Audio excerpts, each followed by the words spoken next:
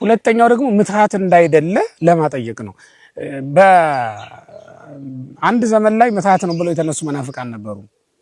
ነፍስም ስጋም አልነሳም ግን በምትሃት መስሎ ታይቷል ብለው። ምትሃት ማለት አጥንትና ስጋ የሌለው ግን ደግሞ መስሎ የሚታይ ነገር ማለት ነውና ምትሃት ሲጀመር አጥንትም ስጋም የለውም። በሉቃስ ወንጌል ምዕራፍ 24 ላይ እንዲህ አይነት ንባብና እስመ ለመንፈስ አልቦቱ ስጋው አጽም ነው የሚለው።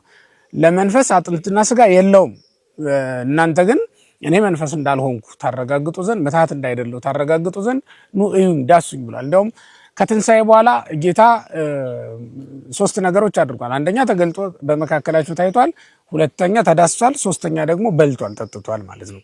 መብላቱም መጠጣቱም ከትንሳኤ በኋላ እንኳን በሱ ዘንድ በእኛም ዘንድ መብልና መጠጥ የለብንም። ነገር ግን ለምን በላ ቢባል ምትሃት አይበላም፣ የበላ ይመስላል እንጂ አይበላም እና ከእጃቸው የማር ወለላ ተቀብሎ በላ ተብሎ ነው የተጻፈው። ያ ምትሃት እንዳይደለ ለማጠየቅ የተሰራ ነው ማለት ነው። ሌላውና በዚያ ቀን ያደረገው ምትሃት እንዳይደለ ለማጠየቅ መዳሰስ ነው። የሉቃስ ወንጌል ምዕራፍ 24 ላይ ኑ ዳሱኝ ብሏቸዋል። እንዲሁም የዮሐንስ ወንጌል ምዕራፍ 20 ላይ ደግሞ ስንመለከት ዮሐንስ ነው በቶማስ እጅ ተዳስሷል። የተዳሰሰበት አንዱ ምክንያት ምትሃት እንዳይደለ ለማጠየቅ ለማስረዳት ነው ማለት ነው። ምትሃት ይታያል እንጂ የሚዳሰስ የሚጨበጥ ነገር ስላልሆነ ነው።